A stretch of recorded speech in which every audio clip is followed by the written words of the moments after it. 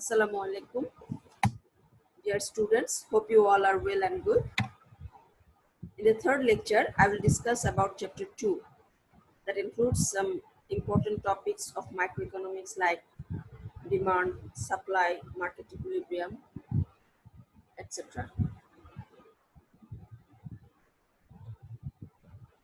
Our first topic is demand. In economics, demand is the quantity of a good that consumers are willing and able to purchase at various price during a given period of time. এর অর্থ হচ্ছে অর্থনীতিতে চাহিদা বলতে ভোক্তা কোনো একটি দ্রব্যের বিভিন্ন দামে যে পরিমাণ দ্রব্য কিনতে ইচ্ছুক এবং সমর্থ থাকে তাকে বোঝায়। ডিমান্ড হতে হলে তিনটি বিষয় অবশ্যই থাকতে হবে। একটা হচ্ছে ডিজায়ার ফর আ গুড, দ্বিতীয়ত অ্যাবিলিটি অর্থাৎ ওই দ্রব্য ক্রয়ের সামর্থ্য, এবং তৃতীয়ত উইলিংনেস টু পে। এর অর্থ হচ্ছে ওই দ্রব্য ক্রয়ের জন্য অর্থ ব্যয়ের ইচ্ছাও থাকতে হবে। ধরো একজন ব্যক্তির একটি দ্রব্য ভোগের আকাঙ্ক্ষা আছে, কিন্তু তার ওই দ্রব্য কেনার সামর্থ্য নেই, তাহলে তাকে ডিমান্ড বলা যাবে না। আবার ধরে নাও ওই দ্রব্য কেনার সামর্থ্যও আছে, কিন্তু ওই দ্রব্য ক্রয়ের জন্য যে অর্থ ব্যয় করতে হবে তা ব্যয়ের ইচ্ছা তার নেই, তবে সেক্ষেত্রেও ওই দ্রব্য ভোগের আকাঙ্ক্ষাকে চাহিদা বলা যাবে না। Demand function. The demand function is the mathematical expression of the relationship between the quantity of goods demanded and those factors that affect the willingness and ability of a consumer to buy the good. এর অর্থ হচ্ছে demand function দ্রব্যের চাহিদা এর পরিমাণের সাথে ওই দ্রব্যের চাহিদাকে প্রভাবিত করে এমন সব উপাদানের সম্পর্ক নির্দেশ করে এ ধরনের একটা অপেক্ষককে বোঝায়। ডিমান্ড ফাংশনকে তাহলে আমরা নিম্নোক্ত আকারে লিখতে পারি। QD is equal to function of P, PC, PS, Y, H, T, CN and E. এখানে QD indicates quantity of a good demanded, অর্থাৎ একটি দ্রব্যের চাহিদার পরিমাণ। P দিয়ে বোঝায় ওই দ্রব্যের দাম, PC দিয়ে প্রাইস অফ কমপ্লিমেন্টারি গুডস অর্থাৎ সেই দ্রব্যের পরিপূরক দ্রব্য, PS দিয়ে বোঝায় প্রাইস অফ সাবস্টিটিউট গুডস অর্থাৎ ওই দ্রব্যের বিকল্প দ্রব্য, Y indicates income, T stands for choice and taste of consumers অর্থাৎ ভোক্তার রুচি এবং পছন্দকে নির্দেশ করে, CN number of consumers and E stands for surrounding environment পারিপার্শ্বিক অবস্থা। যদি অন্যান্য অবস্থাগুলো স্থির ধরি এবং দ্রব্যের চাহিদা শুধুমাত্র তার নিজস্ব প্রাইসের উপরে ডিপেন্ড করছে এরকম ধরে নিই, তাহলে ডিমান্ড ফাংশনকে আমরা জেনারেলি এক্সপ্রেস করতে পারি QD is a function of P হিসেবে। ডিটারমিনেন্টস অফ ডিমান্ড, চাহিদার নির্ধারক সমূহ। চাহিদা যে যে বিষয় দ্বারা প্রভাবিত হয় সেগুলোকে আসলে চাহিদার নির্ধারক বলে। চাহিদা দাম দ্বারা সবচেয়ে বেশি প্রভাবিত হয় সেটা আমরা জানি। গুডস ওন প্রাইস অর্থাৎ দ্রব্যের নিজস্ব দাম। চাহিদা নিজস্ব দাম দ্বারা কি করে প্রভাবিত হয়? যদি একটি দ্রব্যের দাম বেড়ে যায় তবে এর চাহিদা কমে যাবে, এবং যদি ওই দ্রব্যের দাম কমে যায় তবে এর চাহিদা বেড়ে যাবে। অর্থাৎ দামের সাথে চাহিদার পরিমাণের সম্পর্ক বিপরীতমুখী। টেস্টস, পছন্দ। যদি ভোক্তার পছন্দ ওই দ্রব্যের প্রতি অনুকূলে থাকে তবে ওই দ্রব্যের চাহিদা বাড়বে, এবং যদি ডিমান্ড ওই দ্রব্যের ফেভারে না থাকে তবে সেই দ্রব্যের ডিমান্ড কমে যাবে। পপুলেশন, যদি পপুলেশন বেড়ে যায় কোনো এলাকায় তখন অন্যান্য অবস্থা স্থির থেকেও ওই দ্রব্যের চাহিদা বেড়ে যাবে। ডিসপোজেবল ইনকাম বা ব্যয়যোগ্য আয়, এর অর্থ হচ্ছে ব্যক্তিগত আয় থেকে ব্যক্তিগত কর বাদ দিলে যা অবশিষ্ট থাকে সেটাকে বলা হয় ডিসপোজেবল ইনকাম। তাহলে ডিসপোজেবল ইনকামের পরিমাণ যদি বেড়ে যায় তবে ডিমান্ড বেড়ে যাবে, এবং ডিসপোজেবল ইনকাম যদি কমে যায় তবে ওই দ্রব্যের চাহিদা কমে যাবে। Price of related goods. Related goods বলতে আমি দুই ধরনের দ্রব্যকে ধরে নিচ্ছি, substitute goods and complementary goods. যদি একটি দ্রব্য অপর দ্রব্যের পরিবর্তে ব্যবহার করা যায় তবে সেগুলোকে সাবস্টিটিউট গুডস বলে। এখানে আমি বলতে পারি চা এবং কফির কথা।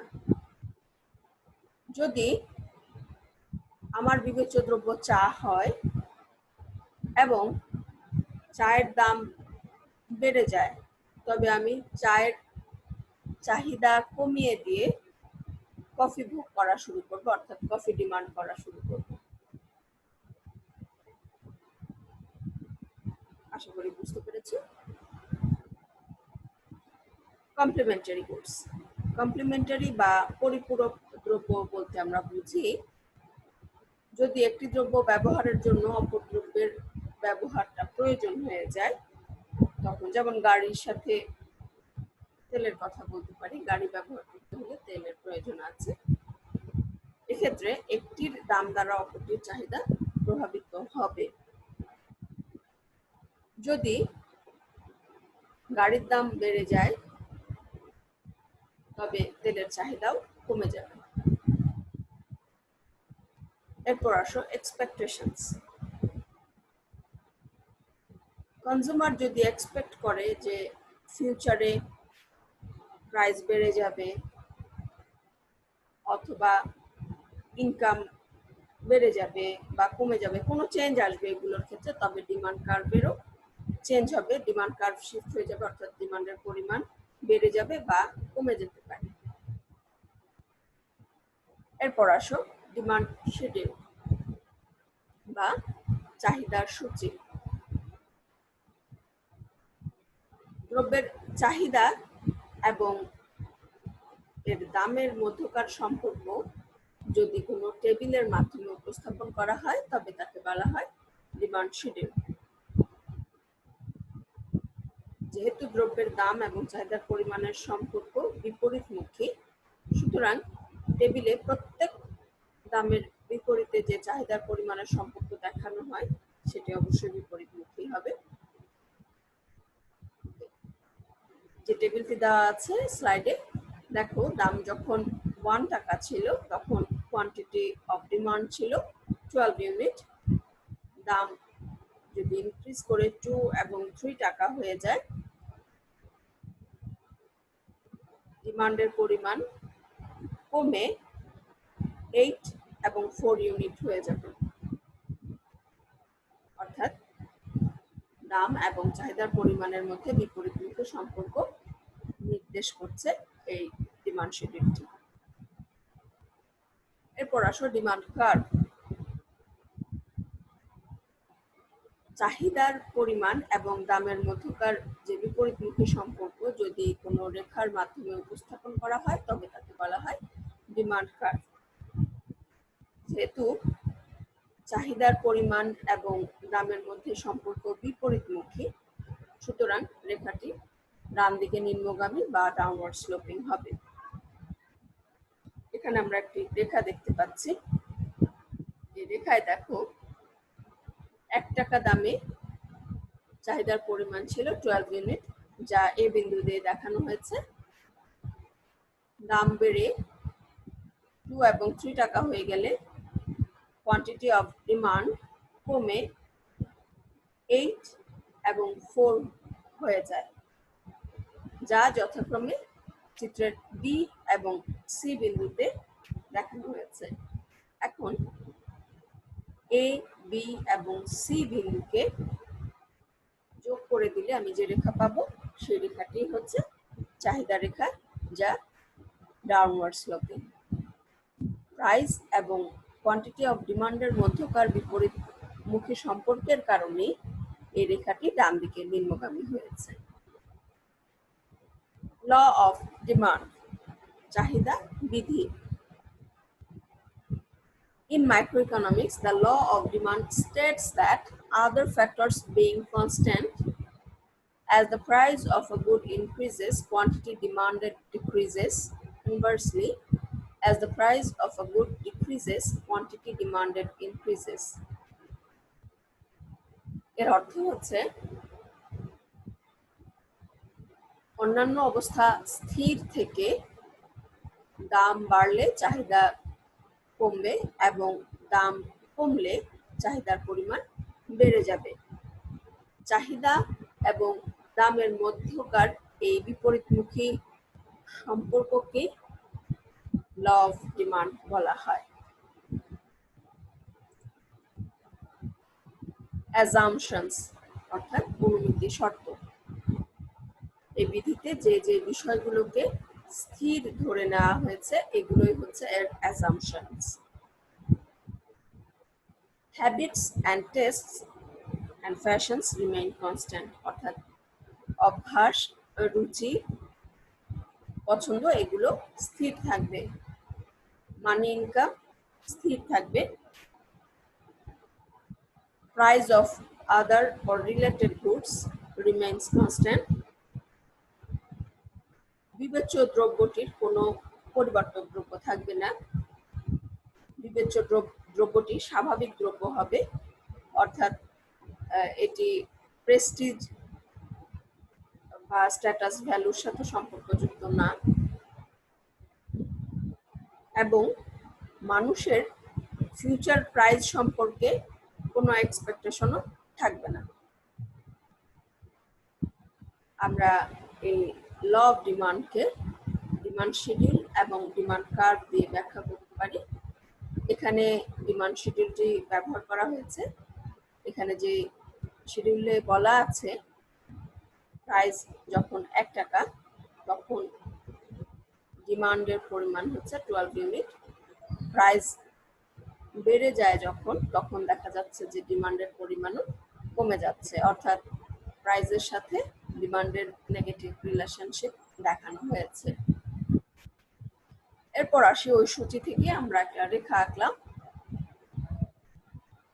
এই গ্রাফে আমরা দেখতে পাচ্ছি যে যখন প্রাইস 1 টাকা, কোয়ান্টিটি অফ ডিমান্ড হচ্ছে 12 ইউনিট, যেটা এ পয়েন্ট দিয়ে ইন্ডিকেট করা হয়েছে, এবং বি এবং সি পয়েন্টে আমরা দেখতে পাচ্ছি যে প্রাইস বেড়ে 2 টাকা এবং 3 টাকা হওয়াতে কোয়ান্টিটি অফ ডিমান্ড কমে 8 এবং 4 ইউনিট হয়েছে। এই পয়েন্টগুলো যেগুলো প্রাইসের সাথে কোয়ান্টিটি অফ ডিমান্ডের রিলেশনশিপ শো করছে, এগুলোকে যোগ করলে একটা downward sloping demand curve D1 পাওয়া যাবে। এটি যেহেতু ডাউনওয়ার্ড স্লোপিং, সুতরাং এই লয়ের যে মূল বক্তব্য যে অন্যান্য অবস্থা স্থির থেকে দামের সাথে চাহিদার বিপরীতমুখী সম্পর্ক, সেটাই নির্দেশ করছে। যে লটি আমরা এতক্ষণ ব্যাখ্যা করলাম এর কিছু লিমিটেশনস আছে, সীমাবদ্ধতা আছে। এর অর্থ হচ্ছে যে যে ক্ষেত্রে এই লটি কাজ করবে না সেই ক্ষেত্রগুলোকেই বলা হয় এই লয়ের লিমিটেশন। দেখে নিচ্ছি এগুলো কি কি। প্রাইস এক্সপেকটেশন, যদি মানুষ এক্সপেক্ট করে যে নিয়ার ফিউচারে ওই দ্রব্যের দাম বেড়ে যাবে, তবে বর্তমান সময়ে এর দাম কিছুটা বেশি অবস্থাতেও মানুষ বেশি করে ক্রয় করে, অর্থাৎ দাম বেশি অবস্থাতেও দাম ভোক্তা বেশি ডিমান্ড করছে, এটা ল অফ ডিমান্ডের সাথে যায় না বা ডিমান্ডটিকে ভায়োলেট করে। এরপর আসো ফিয়ার অফ শর্টেজ। যদি ভোক্তা মনে করে যে নিয়ার ফিউচারে এই দ্রব্যটার শর্টেজ হবে, তখন বর্তমান দামে সে বেশি পরিমাণে ক্রয় করে। কিন্তু ল অফ ডিমান্ড অনুযায়ী কি হওয়া উচিত ছিল, বেশি পরিমাণ ক্রয় করবে তখনই যখন নাকি দাম কমে যায়। কিন্তু দাম স্থির অবস্থাতে বা দাম কিছু বেশি থাকলেও বর্তমান সময়ে শর্টেজ হওয়ার যে যে এক্সপেকটেশন মানুষের আছে, এ কারণে সে বেশি পরিমাণে ক্রয় করে। এরপর চেঞ্জ ইন ইনকাম। মানুষের ইনকাম যদি চেঞ্জ হয়ে যায় তাহলে বর্তমান দামে মানুষ বেশি পরিমাণে ডিমান্ড করতে পারে। Change in fashion. যদি মানুষের রুচি অভ্যাস এগুলো পরিবর্তন হয়ে যায়, তবে দেখা যায় যে কোনো দ্রব্যের দাম কমে গেলেও মানুষ সেই দ্রব্যটা আর ভোগ করতে চাচ্ছে না। Basic necessities of life. যেই দ্রব্যগুলো মানুষের বেসিক নিডের মধ্যে পড়ে, যেমন চাল, ডাল, তেল, ঔষধ, এগুলোর দামের কোনো চেঞ্জ না হলেও দামের যদি চেঞ্জ হয়েও যায়, মানুষের যে পরিমাণ প্রয়োজন মানুষ সেই পরিমাণই ভোগ করে। এক্ষেত্রে ল অফ ডিমান্ড ইফেক্টিভ হয় না। তারপর আসো prestigious goods. Prestigious goods like diamond, sports car, এগুলোর যদি দাম বেড়েও যায় তবে মানুষের ডিমান্ড অনেক ক্ষেত্রেই বেড়ে যায়। বরং দাম যদি কমে যায় তাহলে এইসব দ্রব্য যেহেতু সর্বসাধারণের ক্রয় ক্ষমতার মধ্যে চলে আসে, তখন মানুষ এগুলো আর ডিমান্ড কম করে। এরপর আসো ইগনোরেন্স অফ কনজিউমার্স। কনজিউমার যদি প্রাইস সম্পর্কে বা এই লটা সম্পর্কে ইগনোরেন্ট হয়, তখন সে দামের উঠানামার ক্ষেত্রে ডিমান্ডটার কিরকম উঠানামা করবে সেটা সে বুঝে না, এ কারণে সে বিপরীত আচরণ করতে পারে। এরপর আসো গিফট গুডস। সাধারণত গরিব মানুষ যখন নিজেদের দৈনন্দিন জীবন পরিচালনার জন্য যে দ্রব্যগুলো ব্যবহার করে, এগুলো সেও জানে যে খুব ভালো না, কিন্তু তার আয়ের লিমিটেশনের কারণে দেখা যায় যে সে ওই দ্রব্যগুলো ভোগ করে এবং আয়ের বেশিরভাগ অংশই দেখা যায় ওই দ্রব্যগুলো ভোগের পেছনেই খরচ হয়ে যায়। ওই ধরনের দ্রব্যগুলোকে সাধারণত গিফট গুডস বলা হয়। যদি ওই ধরনের দ্রব্যগুলোর দাম কমে যায় তবে ভোক্তা ওই ধরনের দ্রব্যের ক্রয়ের পরিমাণ কমিয়ে দেয় বা ডিমান্ডটা কমিয়ে দেয়, কারণ এর যে দাম কমে যাওয়ার কারণে তার যে অতিরিক্ত আয় থেকে যায় সে টাকা দিয়ে সে কোনো একটা উৎকৃষ্ট বা সুপেরিয়র গুডস কিনতে পারে। এরপর আসে যে draw a demand curve from a hypothetical demand function. একটি কাল্পনিক ডিমান্ড অপেক্ষক থেকে ডিমান্ড কার্ভ ড্র করো। এরকম প্রশ্ন তোমাদের অনেকবারই এসেছে। আমি একটা ফাংশন ধরে নিয়েছি, সেটা থেকে এঁকেছি। তোমরা এখানে অন্য অনেক ফাংশন পাওয়া যাবে, যেমন 10-2p হতে পারতো, ওরকম দিয়ে নিজেরা প্র্যাকটিস করে নেবে। আমি যেটা দেখাবো সেটা হচ্ছে QD is equal to 16-4p। খেয়াল করো এখানে 4p এর আগের অংশে মাইনাস দেওয়া আছে। এই মাইনাস সাইনটাই কোয়ান্টিটি অফ ডিমান্ডের সাথে প্রাইসের নেগেটিভ রিলেশনশিপ শো করছে। এখন এই যে অপেক্ষক, এখানে পি এর বিভিন্ন মান যদি আমি ধরে নিই তবে কোয়ান্টিটি অফ ডিমান্ডেরও বিভিন্ন মান পাবো। কি করে বের করতে হবে দেখো, if p is equal to 1 then qd is equal to 16 minus 4 into 1। এখানে p এর জায়গায় p এর মান যেহেতু 1 ধরেছি, এখানে 1 বসিয়ে আমি মান পেলাম 12। এভাবে p এর মান 2 এবং 3 হলে qd এর মান পাবো আমি 8 এবং 4। এটা থেকে আমি শিডিউলে মানটা বসালাম। এখন এই শিডিউল থেকে আমি একটা কার্ভ ড্র করব। শিডিউল অনুযায়ী প্রাইস যখন 1 টাকা তখন ডিমান্ড হচ্ছে 12 ইউনিট, যেটা কার্ভের এ পয়েন্ট দিয়ে ইন্ডিকেট করা হয়েছে। প্রাইস বেড়ে 2 এবং 3 হলে কোয়ান্টিটি অফ ডিমান্ড কমে 8 এবং 4 ইউনিট হয়ে যায়, যেগুলো যথাক্রমে বি এবং সি বিন্দু দিয়ে দেখানো হয়েছে চিত্রে। এখন এই বিন্দু তিনটি যোগ করে ডাউনওয়ার্ড স্লোপিং ডিমান্ড কার্ভ পেয়ে যাব। এরপর next topic, why demand curve is downward sloping. কেন চাহিদা রেখা ডান দিকে নিম্নগামী হয়? অনেক কারণে চাহিদা রেখা ডান দিকে নিম্নগামী হতে পারে, যেমন law of diminishing marginal utility, substitution effect, income effect, new buyers, old buyers. Law of diminishing marginal utility, তোমরা ইউটিলিটি চ্যাপ্টারের কিছু ক্লাস পেয়েছো, এই লটাও নিশ্চয় করে ফেলেছো। এই ল এর মূল বক্তব্য হচ্ছে, যখন মানুষ একটা দ্রব্যের ভোগ বাড়াতে থাকে তখন ওই দ্রব্যের অতিরিক্ত ইউনিটগুলো থেকে প্রাপ্ত মার্জিনাল ইউটিলিটি কমতে থাকে। যেহেতু মার্জিনাল ইউটিলিটি কমতে থাকে, সেহেতু মানুষ ওই দ্রব্যের অতিরিক্ত এককগুলোর জন্য ক্রমান্বয়ে কম দাম দিতে রাজি থাকে। যেমন ফার্স্ট ইউনিটের জন্য যদি আমি 10 টাকা দিতে রাজি থাকি, সেকেন্ড ইউনিটের জন্য ধরো আমি 8 টাকা দিতে রাজি আছি, থার্ড ইউনিটের জন্য 6 টাকা দিতে রাজি আছি। মানে এভরি এক্সট্রা ইউনিটের জন্য আমি কম কম করে দাম দিতে রাজি আছি। তাহলে যেহেতু বেশি পরিমাণের জন্য আমি কম কম করে দাম দিতে রাজি আছি, এ কারণেই ডিমান্ড কার্ভটা ডান দিকে নিম্নগামী হবে। সেকেন্ড কজ দেখো, সাবস্টিটিউশন এফেক্ট, এর বাংলা হচ্ছে বিকল্পন প্রভাব।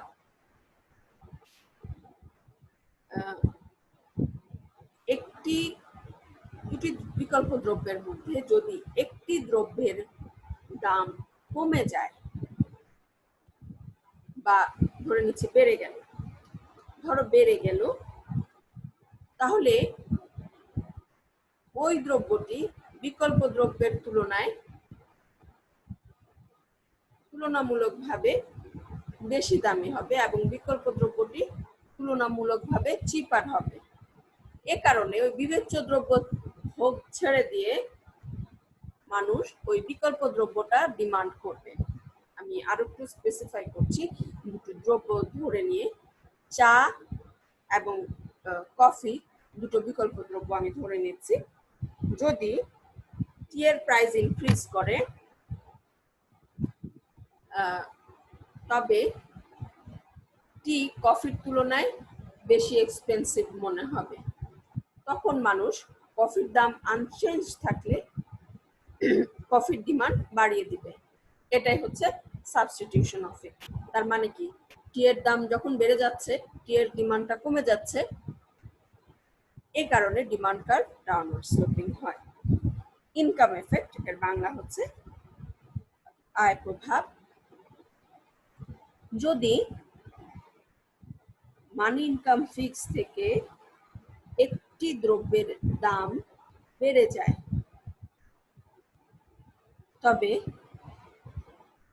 ওই দ্রব্য এর পারচেজিং পাওয়ার বা ভোক্তার পারচেজিং পাওয়ারটা কমে যাবে।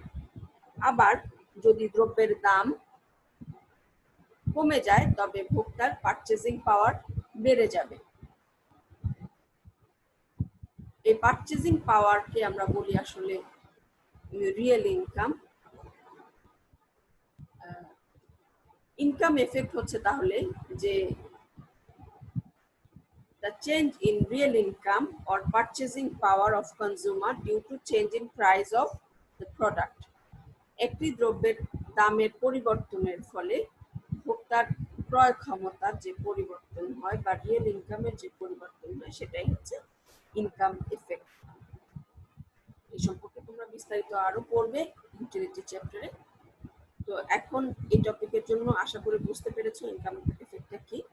তাহলে যদি এরকম হয় যে দ্রব্যের দাম কমে গেছে, তখন ভোক্তার পারচেজিং পাওয়ারটা বেড়ে যায়, এ কারণে সে বেশি পরিমাণে ক্রয় করতে পারে। তার মানে কি, দাম কমে গেলে ডিমান্ড বেড়ে গেল, এই কারণেই ডিমান্ড কার্ভ ডাউনওয়ার্ড স্লোপিং হয়। পরবর্তী কারণ নিউ বায়ার্স। যদি কোনো দ্রব্যের দাম কমে যায় তবে নতুন নতুন ভোক্তা ওই দ্রব্য ক্রয়ের জন্য উদ্বুদ্ধ হবে, ফলে ওই দ্রব্যের ডিমান্ড বেড়ে যাবে। আবার ওল্ড বায়ার, এক্ষেত্রেও দেখা যাবে যে একজন ভোক্তা এই দ্রব্যটি আগে থেকেই ভোগ করছিল, দাম যদি কমে যায় তখন সে ওই দ্রব্যটা আরো বেশি করে ভোগ করবে। ফলে আমরা দেখতে পাচ্ছি যে দাম এবং চাহিদার পরিমাণের যে বিপরীতমুখী সম্পর্ক, এই কারণেই চাহিদা রেখাটি ডান দিকে নিম্নগামী হয়। এক্ষেত্রে প্রশ্নের মান যদি কম থাকে তোমরা টপিকগুলো আরো একটু সংক্ষিপ্ত করে আলোচনা করবে, তবে প্রশ্নের মান বা নাম্বার বেশি হোক বা কম হোক তোমরা এক্ষেত্রে একটি ডিমান্ড কার্ভ ড্র করে একটু ছোট করে ব্যাখ্যা করে দিবে, তাহলে নাম্বার ভালো আসবে। এরপর আসে মুভমেন্ট অ্যালং ডিমান্ড কার্ভ।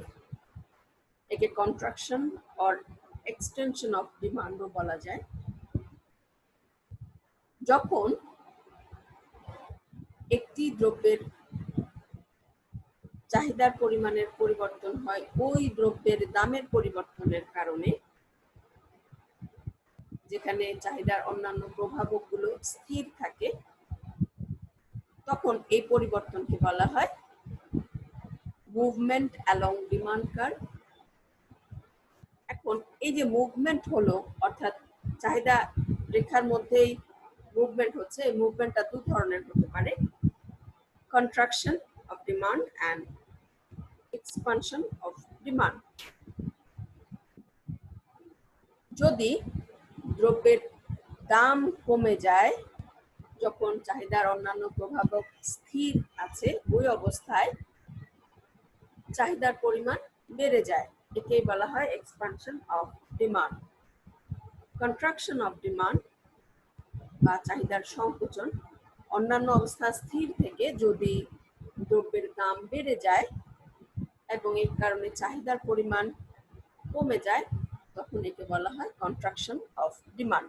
আমরা চিত্রে দেখে নিচ্ছি, ধরে নিচ্ছি ইনিশিয়াল পয়েন্ট হচ্ছে এ, যেখানে প্রাইস হচ্ছে P1 এবং ডিমান্ড হচ্ছে Q1। যদি প্রাইস কমে P2 হয়, কোয়ান্টিটি অফ ডিমান্ড হবে Q2, যা বি পয়েন্ট দিয়ে দেখানো হচ্ছে। এটা হচ্ছে এক্সটেনশন অফ ডিমান্ড, এ থেকে বি পয়েন্টে মুভ করলো। এবং যদি দাম P1 থেকে বেড়ে P3 হয়, তখন আমরা দেখব কোয়ান্টিটি অফ ডিমান্ড কমে Q3 হয়েছে, একে বলা হয় contraction of demand. A point থেকে সি পয়েন্টের দিকে মুভমেন্ট হয়েছে, এটা হচ্ছে কন্ট্রাকশন অফ ডিমান্ড। পরবর্তী topic shift in demand curve or increase and decrease in demand. যখন দ্রব্যের দাম স্থির থেকে চাহিদার অন্যান্য যে প্রভাবক বা নির্ধারকগুলো আছে এগুলোর পরিবর্তনের কারণে চাহিদার পরিমাণের পরিবর্তন হয়, তখন তাকে বলা হয় শিফট ইন ডিমান্ড। কি কি কারণে চাহিদার পরিবর্তন হতে পারে বা চাহিদা রেখার শিফট হতে পারে, সেগুলো হচ্ছে change in price of substitute goods or complementary goods, change in income of consumer, change in tastes and preference, expectation of change in price in future, change in population, change in distribution of income, and change in season and weather.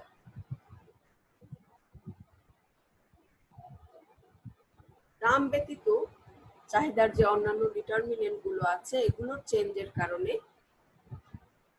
Demand কার্ভের যে shift হয় সেটা দু ধরনের হতে পারে, increase in demand, decrease in demand. গুডসের price স্থির থেকে যদি আদার ফ্যাক্টরের কারণে চাহিদার পরিমাণ বেড়ে যায় তবে বলা হবে ইনক্রিজ ইন ডিমান্ড। আর যদি গুডসের প্রাইস কনস্ট্যান্ট থেকে ডিমান্ডের অন্যান্য ডিটারমিনেন্ট গুলোর চেঞ্জের কারণে ডিমান্ডের পরিমাণ বেড়ে যায় তখন কমে যায়, তখন তাকে বলা হবে ডিক্রিজ ইন ডিমান্ড। আমরা চিত্রের বিষয়টি ব্যাখ্যা করছি। দেখো, ইনিশিয়াল ডিমান্ড কার্ভ ধরে নিচ্ছি D1, এখানে P1 প্রাইসে কোয়ান্টিটি অফ ডিমান্ড হচ্ছে Q1। প্রাইস কনস্ট্যান্ট থেকে যদি ডিমান্ডের অন্যান্য ফ্যাক্টরগুলো যেগুলো ডিমান্ডকে প্রভাবিত করে সেগুলোর পজিটিভ চেঞ্জের কারণে ডিমান্ড বেড়ে যায়, অর্থাৎ ডিমান্ড Q2 হয়ে যায়, তবে ডিমান্ড কার্ভ শিফট করবে D2 তে। এবং যদি এই ডিটারমিনেন্ট গুলো except the own price of the commodity এগুলোর যদি নেগেটিভ চেঞ্জ হয় তাহলে দেখা যাবে যে P1 দামে চাহিদার পরিমাণ কমে Q3 হয়েছে, এক্ষেত্রে চাহিদা রেখা শিফট হয়ে D3 হবে। পরবর্তী topic, difference between movement along demand curve and shift in demand curve. এখানে সবগুলো পয়েন্ট আমি একসাথে আলোচনা করে দিচ্ছি, সংজ্ঞা এই মাত্রই তোমাদেরকে বললাম। মুভমেন্ট অ্যালং ডিমান্ড কার্ভে একটা ডিমান্ড কার্ভের মধ্যেই এক বিন্দু থেকে অন্য বিন্দুতে স্থানান্তরিত হয়, কিন্তু শিফট ইন ডিমান্ডের ক্ষেত্রে আমরা দেখতে পাই যে ডিমান্ড কার্ভ পুরোটা স্থান পরিবর্তন করে ফেলে, অর্থাৎ শিফট হয়ে যায়, রাইটওয়ার্ড হতে পারে, লেফটওয়ার্ডও হতে পারে। আচ্ছা, আর শিফট ইন ডিমান্ডের ক্ষেত্রে আমরা দেখতে পারি যে কারণগুলো প্রভাবিত করে শিফট হওয়ার জন্য, সেগুলো হচ্ছে price of substitute goods, price of complementary goods, income, taste preference, expectation about future price, তারপর পপুলেশনের চেঞ্জ, ইনকাম ডিস্ট্রিবিউশনের চেঞ্জ, সিজন অ্যান্ড ওয়েদারের চেঞ্জ, এগুলো। কিন্তু মুভমেন্ট অ্যালং ডিমান্ড কার্ভে শুধুমাত্র একটি ফ্যাক্টরি কাজ করে, সেটা হচ্ছে price of the concern commodity. এখানে তোমরা মুভমেন্ট অ্যালং ডিমান্ড কার্ভ এবং শিফট ইন ডিমান্ড কার্ভের যে গ্রাফগুলো আমি প্রিভিয়াস টপিকে দেখিয়েছি সেগুলো দিয়ে এক লাইনে শুধু ব্যাখ্যা করে দিবে যে শিফট হচ্ছে গিয়ে ডিমান্ড কার্ভ সম্পূর্ণ স্থান পরিবর্তন করে ফেলছে, এবং মুভমেন্ট হচ্ছে যে ওই একটি ডিমান্ড কার্ভের মধ্যে বিভিন্ন পয়েন্টে মুভ করছে। আমরা এখন দেখব supply. Supply refers to the amount of goods or services that producers are willing and able to offer to the market at various price during a period of time. একটি নির্দিষ্ট সময়ে বিভিন্ন দামে প্রোডিউসাররা যে পরিমাণ গুডস অ্যান্ড সার্ভিসেস বিক্রয়ের জন্য বাজারে উপস্থাপন করে বা উপস্থাপন করতে সমর্থ থাকে তাকেই বলা হয় সাপ্লাই। একটা কথা মনে রাখবে, যে পরিমাণ গুডস অ্যান্ড প্রোডিউস করে সে সবটাই কিন্তু সাপ্লাই না। যে পরিমাণ সে সেল করার জন্য মার্কেটে অফার করে সেইটুকুনি হচ্ছে সাপ্লাই, আর প্রোডাকশনের বাকি অংশটুকুন কিন্তু স্টক। সুতরাং স্টক অথবা ইনভেন্টরির সাথে সাপ্লাইকে মিলানো যাবে না। সাপ্লাই হচ্ছে প্রোডাকশনের সেই অংশ যেটুকু প্রোডিউসার মার্কেটে সেল করার জন্য অফার করে সেই অংশটুকু। সাপ্লাই ফাংশন, যে ফাংশনের মধ্যে দিয়ে আমরা প্রাইস এবং কোয়ান্টিটি অফ সাপ্লাই এর মধ্যকার পজিটিভ রিলেশনশিপ দেখতে পাই তাকে বলা হয় সাপ্লাই ফাংশন। তাহলে সাপ্লাই ফাংশন নিম্নরূপে প্রকাশ করা যায়: supply of commodity X is equal to function of Px, Pa to Pc, Pl to Po, T, Ns, St, O and G. Here Px stands for own price of the good X. এখানে বিবেচ্য দ্রব্য হচ্ছে X, X দ্রব্যের দাম দেখানো হচ্ছে Px দিয়ে। PS up PC হচ্ছে প্রাইস অফ রিলেটেড গুড, এখানে PS দিয়ে প্রাইস অফ সাবস্টিটিউট গুডস এবং PC দিয়ে প্রাইস অফ কমপ্লিমেন্টারি গুডস কে ইন্ডিকেট করা হয়েছে।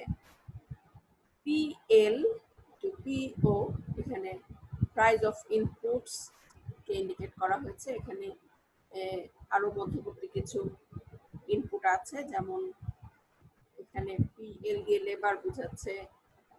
ইনপুট হিসেবে আমরা ল্যান্ড এর ব্যবহারও দেখি, ক্যাপিটালের ব্যবহারও দেখি। এই সবগুলোর প্রাইসই এখানে ইন্ডিকেট করা হয়েছে। T denotes time, NS for number of sellers, ST the state of technology, O objectives of firm, and G shows the taxes, subsidies and regulations. Determinants of supply. Own price.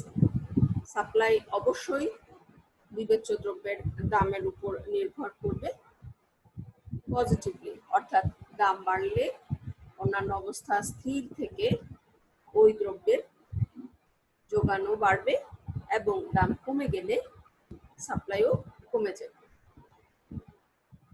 Production cost. Production cost দাম যদি স্থির অবস্থায় বেড়ে যায় তবে profit কমে যাবে বলে সাপ্লাইয়ের পরিমাণও কমে যাবে।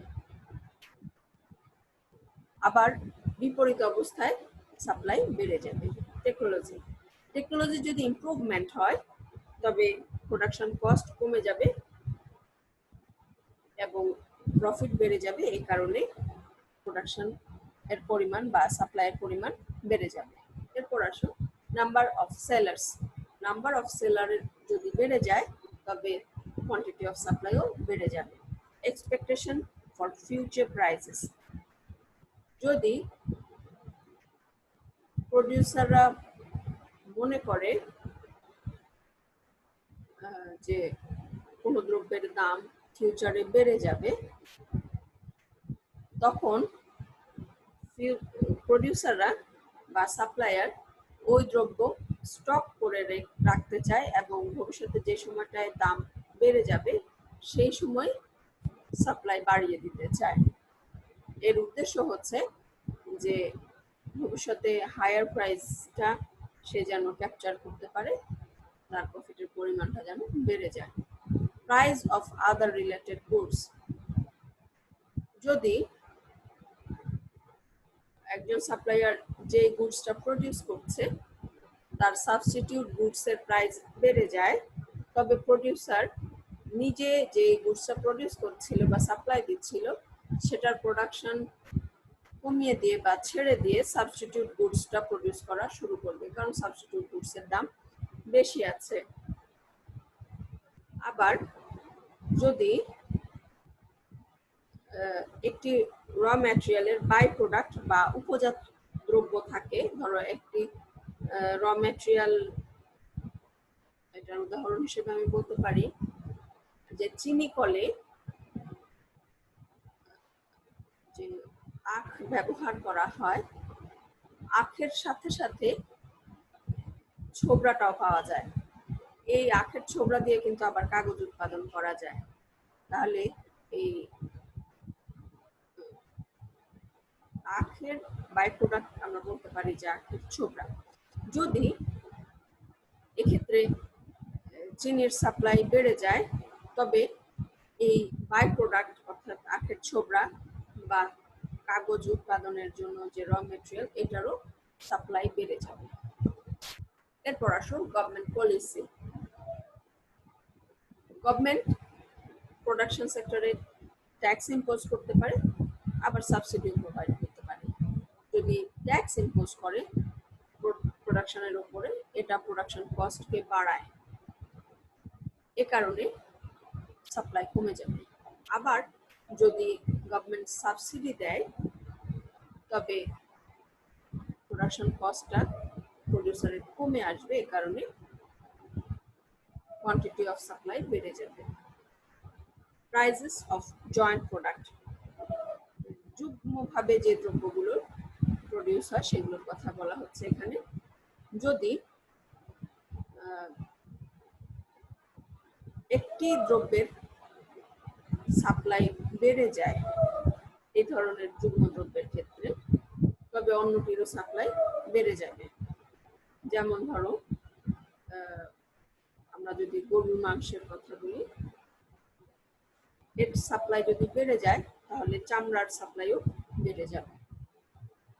এরপর আসো টাইম।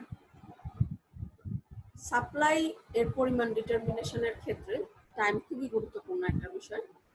আমরা এমন কিছু দ্রব্য দেখতে পারি, পেরিশেবল গুড, এগুলো শর্ট টাইমে সাপ্লাই চাইলেও বাড়ানো যায় না, দাম যদি বেড়েও যায় বা কমেও যায় তখন এই দ্রব্যগুলোর সাপ্লাই বাড়ানো যায় না। যেমন সবজি পচে যাবে এই ভয়ে সবজি বিক্রেতা কিন্তু দাম অনেক কমে গেলেও বেশি পরিমাণ দ্রব্য তার কাছে থাকলেও বেশি পরিমাণ দ্রব্যই সে বিক্রি করে দেয়। এরপর আসো factors outside the economic sphere. Economic পরিসীমার বাহিরের কোনো ফ্যাক্টরও সাপ্লাইকে প্রভাবিত করতে পারে, যেমন ফ্লাড, ওয়ার, এপিডেমিক। আমরা এখন যেমন করোনার প্রাদুর্ভাব দেখতে পাচ্ছি, এই কারণে সাপ্লাই অনেক কমে গেছে, প্রোডাকশনে কমে গেছে, ইকোনমিক সব অ্যাক্টিভিটি স্লো ডাউন হয়ে গেছে, এই কারণে সাপ্লাইয়ের পরিমাণও কমে গেছে। এরপর আসো সাপ্লাই শিডিউল।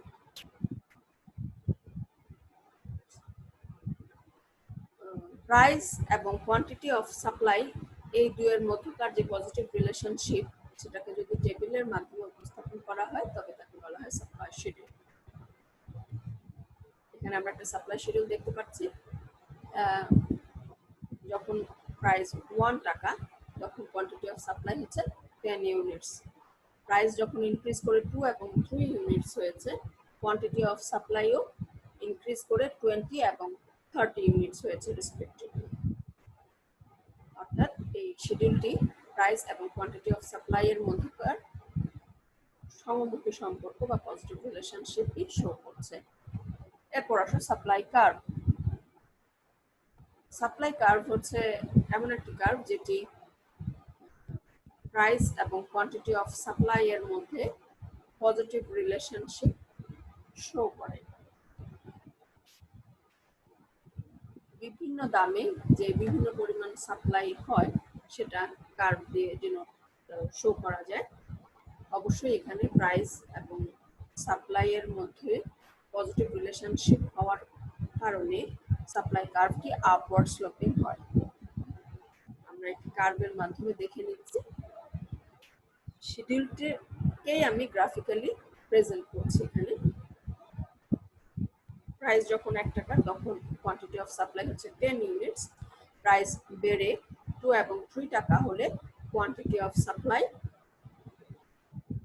হয় 20 এবং 30 ইউনিটস রেসপেক্টিভলি, যেগুলো গ্রাফে এ, বি এবং সি পয়েন্ট দিয়ে ডিনোট করা হয়েছে। এই তিনটি পয়েন্টকে যদি অ্যাড করা হয় তাহলে আপওয়ার্ড স্লোপিং সাপ্লাই কার্ভ পাওয়া যাবে SS1। এরপর আসো ল অফ সাপ্লাই।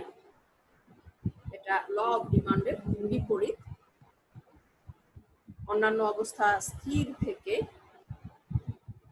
প্রাইস এবং কোয়ান্টিটি অফ সাপ্লাইয়ের মধ্যকার পজিটিভ রিলেশনশিপ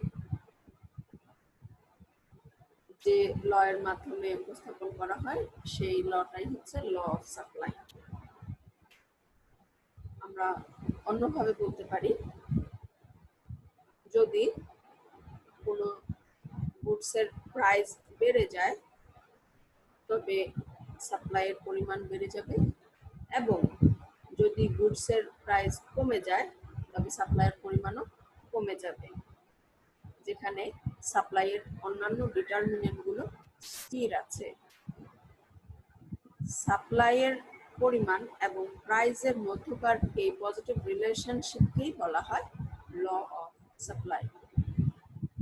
এই ল এরও কিছু অ্যাজাম্পশন আছে, সেগুলো হচ্ছে technology, factors of production, price of factors of production, number of firms in the market, goals of the firm, sellers' expectation regarding future price, tax and subsidy policy, price of other goods, এগুলো সবই constant থাকবে।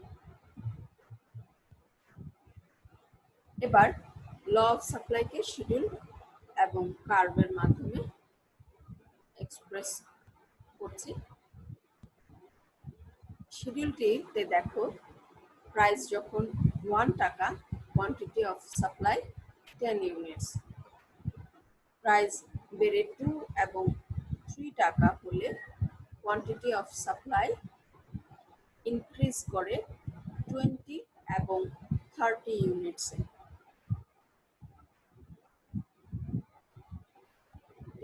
Supply শিডিউলটাকে যদি গ্রাফে present করি তাহলে আমি পেয়ে যাই সাপ্লাই কার্ভ।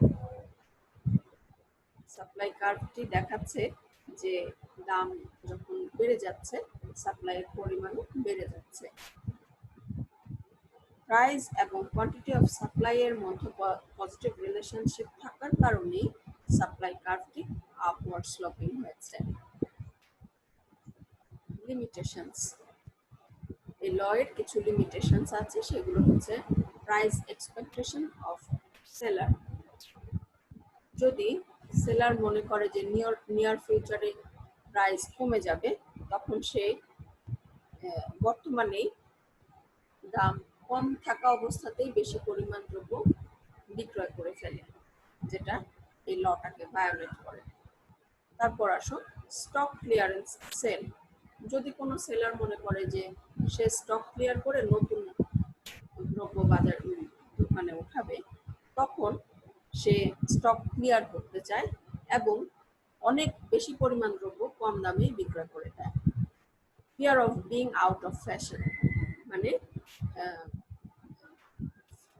প্রচলিত যে ফ্যাশনটা আছে এটা যদি আউট অফ ফ্যাশন হয়ে যায়, মানে মানুষের আর পছন্দ না থাকে, এরকম একটা ভয় থেকে প্রডিউসার বা সেলাররা বর্তমানে কম দামে বেশি পরিমাণ দ্রব্য বিক্রয় করে দেয়, বা বাজারে যে দাম আছে সেই দামে বেশি পরিমাণ সেল করে দিচ্ছে। কিন্তু ল অফ সাপ্লাই অনুযায়ী হওয়ার কথা কি ছিল, তখনই সে বেশি সাপ্লাই দিবে যখন প্রাইসটা বেশি থাকবে। এটা কিন্তু এই ক্ষেত্রে হয়নি। এরপর আসো পেরিশেবল গুডস, মানে পচনশীল দ্রব্য। পচনশীল দ্রব্যের ক্ষেত্রে দেখা যায় যে সাপ্লায়ার তার দ্রব্য পচে যাবে এই ভয়ে বেশি পরিমাণ দ্রব্য কম দামে বিক্রি করে দেয়। এগ্রিকালচারাল প্রোডাক্টস গুলোর নেচার হচ্ছে এগুলোর চাইলেই খুব অল্প সময়ে যোগান বাড়ানো যায় না। যদিও দাম অনেক কমে যায়, দাম অনেক বেড়ে যায়, তাহলেও শর্ট টাইমে প্রডিউস বেশি করা সম্ভব হয় না। এরপর আসো আর্টিস্টিক অ্যান্ড অকশন গুডস। আমি যে কোনো একটা আর্টিস্টিক গুডস এর কথা বলি। ধরো যে কোনো একটা পোট্রেট যেটা খুবই দুর্লভ, অনেক দাম হওয়া সত্ত্বেও এর সাপ্লাই আর বাড়ানো সম্ভব না। মোনালিসার চিত্রটা, এটা কি চাইলেই আরো অনেক বেশি সাপ্লাই দেওয়া সম্ভব? কখনোই না। তারপর change in technology and cost of production. যদি টেকনোলজি চেঞ্জ হয়ে যায়, সেক্ষেত্রে কস্ট অফ প্রোডাকশনেও কিন্তু অনেক চেঞ্জ আসবে। এক্ষেত্রে দামের পরিবর্তন ছাড়াই সাপ্লাইয়ের পরিমাণের চেঞ্জ হয়ে যেতে পারে। এরপর আসো ট্যাক্সেস। ট্যাক্সটা হচ্ছে প্রোডাকশন কস্ট বাড়ায় এমন একটা উপকরণ আসলে। তো ট্যাক্স যদি বেড়ে যায় তাহলে সাপ্লাইয়ের পরিমাণ কমে যাবে। লেজিসলেশন, গভর্নমেন্ট যদি কোনো রেগুলেশন দিয়ে দেয়, যেমন ধরো কোটা দিয়ে দিতে পারে কোনো দ্রব্য উৎপাদনের ক্ষেত্রে, সেক্ষেত্রে দামের চেঞ্জও প্রডিউসার চাইলেও কোয়ান্টিটি অফ সাপ্লাই এর চেঞ্জ করতে পারবে না। আমি উদাহরণ হিসেবে বলে দিই যে যদি কার্বন অফসেটের ক্ষেত্রে একটা লিমিট দিয়ে দেয় কোনো গুডস প্রোডাকশনের ক্ষেত্রে বা কোনো ফার্মকে, তখন দেখা যাবে যে ওই ফার্ম যে দ্রব্যটা উৎপাদন করে সেটার দাম যদি অনেক বেড়েও যায়, ফার্ম চাইলেই ওই দ্রব্যটার উৎপাদন আর বাড়াতে পারবে না। তার কারণ হচ্ছে তার কার্বন অফসেট বা কার্বন নির্গমনের একটা পরিমাণ তো গভর্নমেন্ট বলে দিয়েছে যে এই পরিমাণ কার্বন সে নির্গমন করতে পারে, এবং ওই দ্রব্যটা উৎপাদন করতে গিয়ে কার্বন নির্গমন হয়। তখন সে অতিরিক্ত উৎপাদনের জন্য তো তাকে আরো বেশি কার্বন অফসেট করতে হবে, কিন্তু সেটার পারমিশন তো তার নেই। এ কারণে দ্রব্যের দাম যদি অনেক বেড়েও যায়, সে সাপ্লাই বাড়াতে পারবে না। Periods of uncertainty. যদি আনসার্টেন পিরিয়ড হয়, যেমন ধরো ওয়ার টাইম বা সিভিল আনরেস্ট চলছে, ওই সময়ে দামের চেঞ্জ হলেও সাপ্লাই অনেক সময় বাড়ানো যায় না, বাই লটি কাজ করে না। আমি ল অফ ডিমান্ড এবং ল অফ সাপ্লাই যে লিমিটেশনস গুলো কথা বলেছি, তোমরা নাম্বার দেখে এগুলো দিবে, এখানে 5-6টা দিবে, এবং যদি আরো বেশি দিতে চাও তবে বর্ণনাগুলো এক লাইনে দিয়ে দিবে। এরপর আসো movement along the supply curve.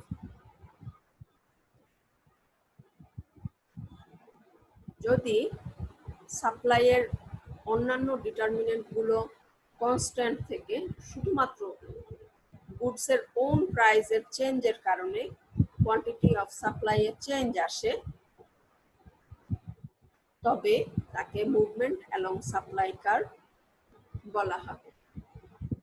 এই সাপ্লাই কার্ভের মুভমেন্ট দু ধরনের হতে পারে, কন্ট্রাকশন অফ সাপ্লাই, এক্সটেনশন বা এক্সপানশন অফ সাপ্লাই।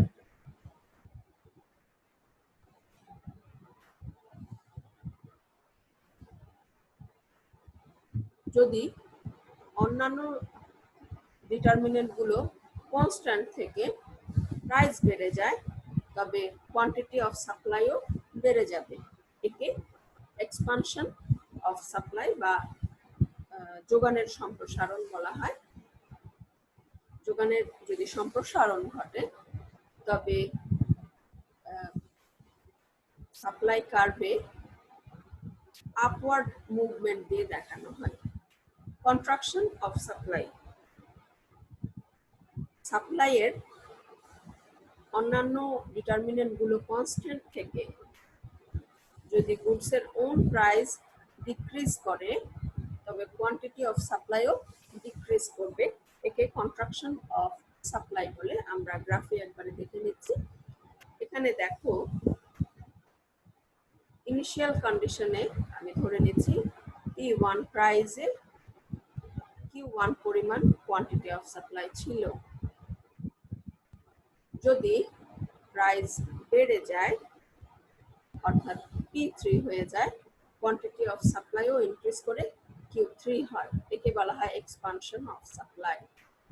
এবং যদি ইনিশিয়াল কন্ডিশন থেকে অর্থাৎ P1 প্রাইস থেকে প্রাইস কমে P2 হয়, তাহলে কোয়ান্টিটি অফ সাপ্লাইও ডিক্রিজ করে Q2 হয়, একে কন্ট্রাকশন অফ সাপ্লাই বলা হয়।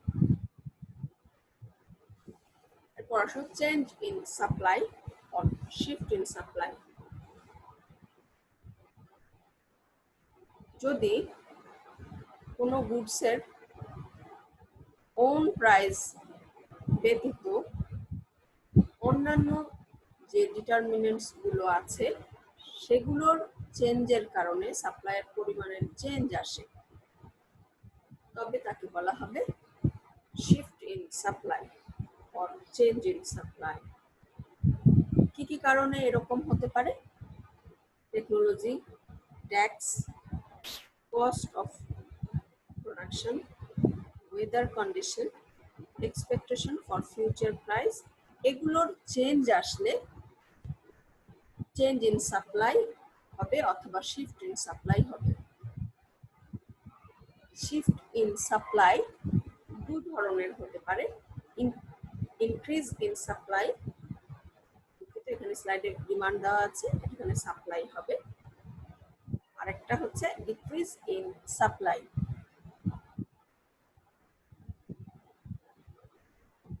যদি সাপ্লাইয়ের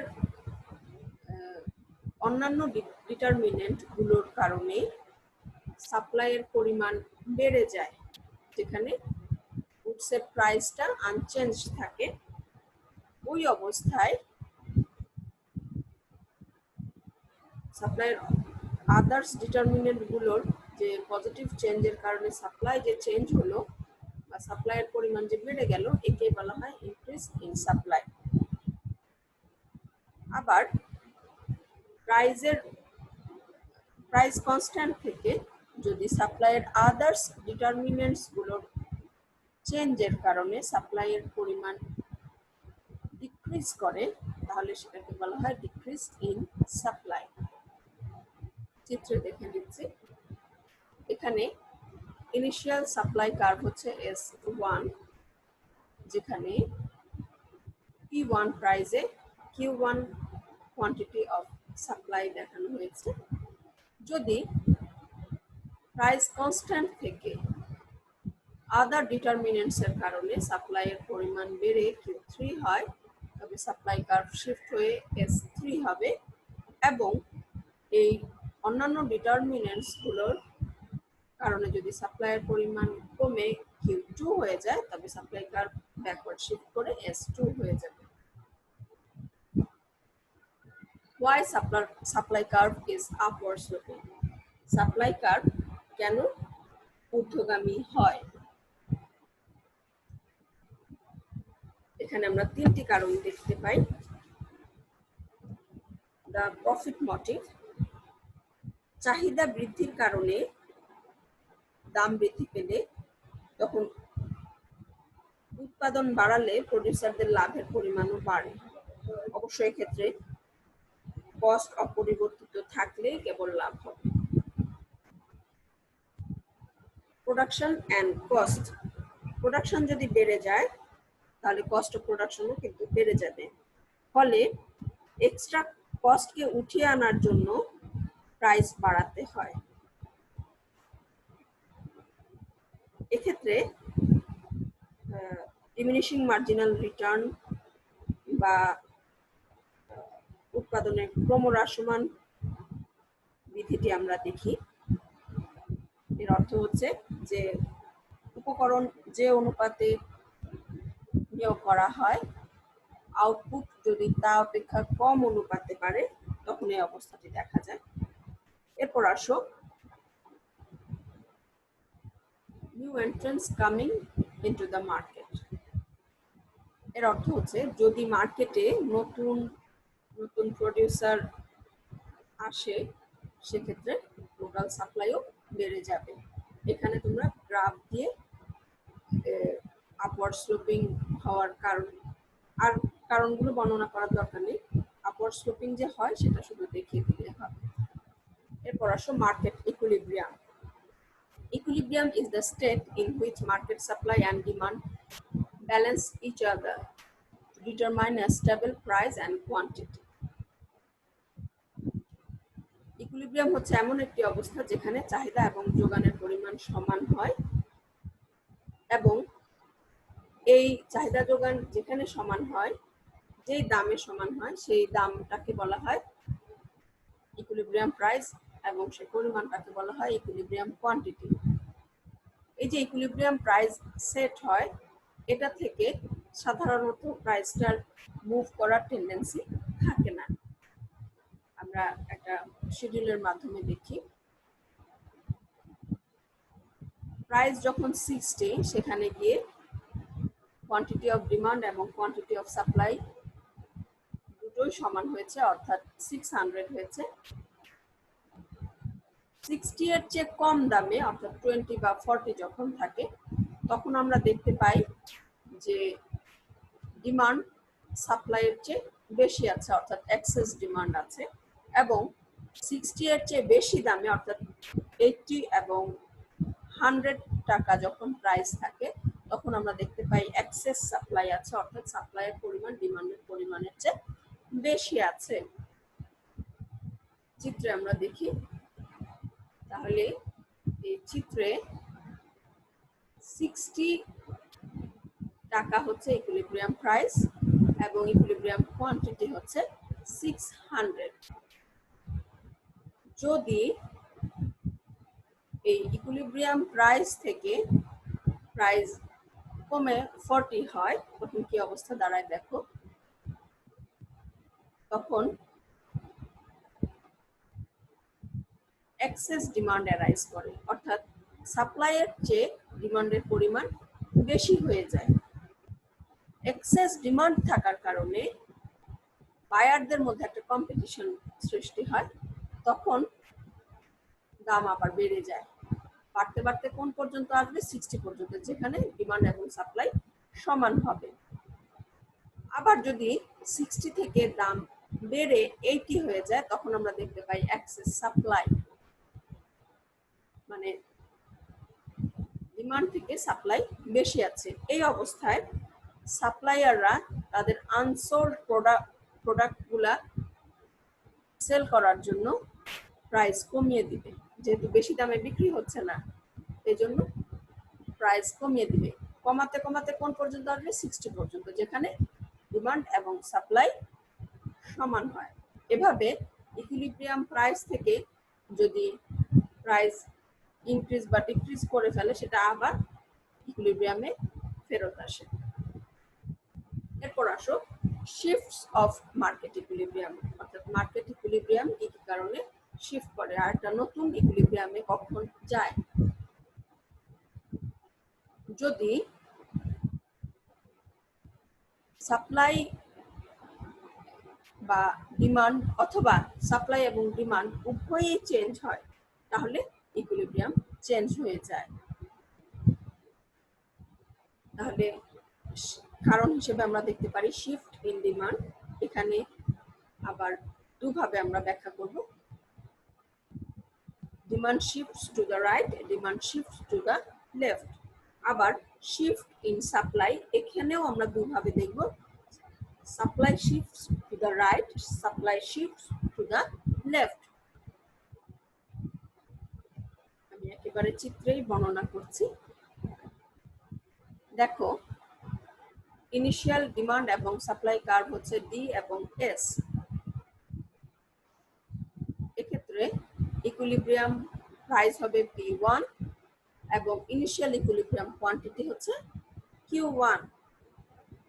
এখন যদি ডিমান্ড ইনক্রিজ করে, অর্থাৎ ডিমান্ড কার্ভ শিফট হয় রাইটওয়ার্ডে, অর্থাৎ P1 হয়ে যায়, সেক্ষেত্রে ইনিশিয়াল ইকুইলিব্রিয়াম প্রাইস অর্থাৎ পি প্রাইসে আমরা দেখতে পাই যে এক্সেস ডিমান্ড হয়। এই যে অ্যারো দিয়ে দেখানো আছে, এই যে এক্সেস ডিমান্ড হচ্ছে, এই এক্সেস ডিমান্ড হওয়ার কারণে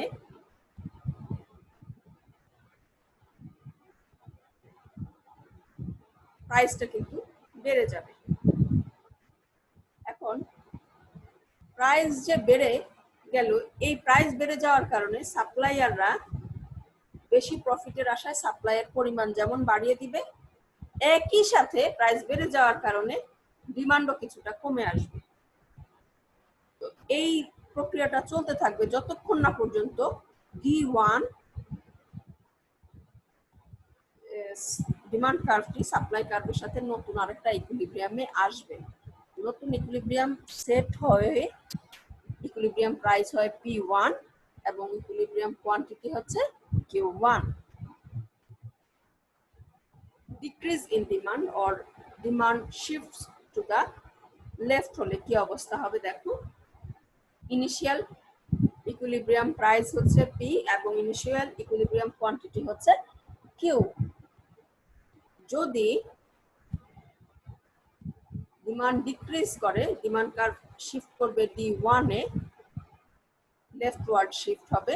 এক্ষেত্রে আমরা দেখতে পাই যে ইনিশিয়াল ইকুইলিব্রিয়াম প্রাইস P তে এক্সেস ডিমান্ড আছে,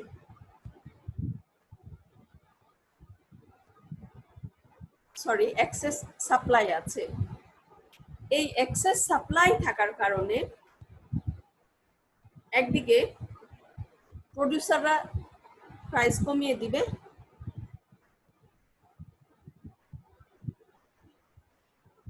আবার প্রাইসটা যে কমে গেল, এই প্রাইস কমে যাওয়ার কারণে ডিমান্ডও বেড়ে যাবে। এই প্রক্রিয়াটা ততক্ষণ চলতে থাকবে যতক্ষণ না আবার নতুন একটা ইকুইলিব্রিয়াম আসে, এবং নতুন ইকুইলিব্রিয়াম এসে প্রাইস সেট হবে P1 এ এবং কোয়ান্টিটি হবে Q1। এরপর আসো শিফট ইন সাপ্লাই। যদি সাপ্লাই ইনক্রিজ করে তাহলে আমরা দেখব যে সাপ্লাই কার্ভ S থেকে S1 এ শিফট হয়েছে। এক্ষেত্রে ইনিশিয়াল ইকুইলিব্রিয়াম প্রাইস P তে আমরা দেখতে পাই যে এক্সেস সাপ্লাই হয়েছে। এই এক্সেস সাপ্লাই এর কারণে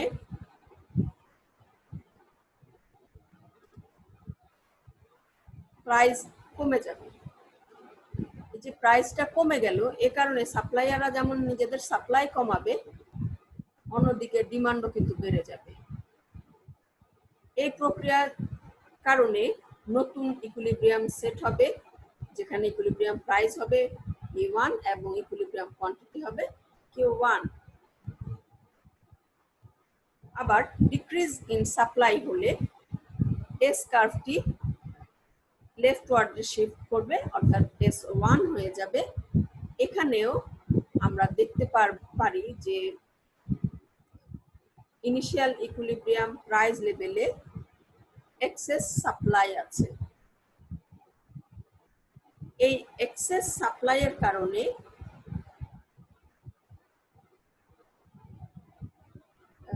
দেখা যাবে যে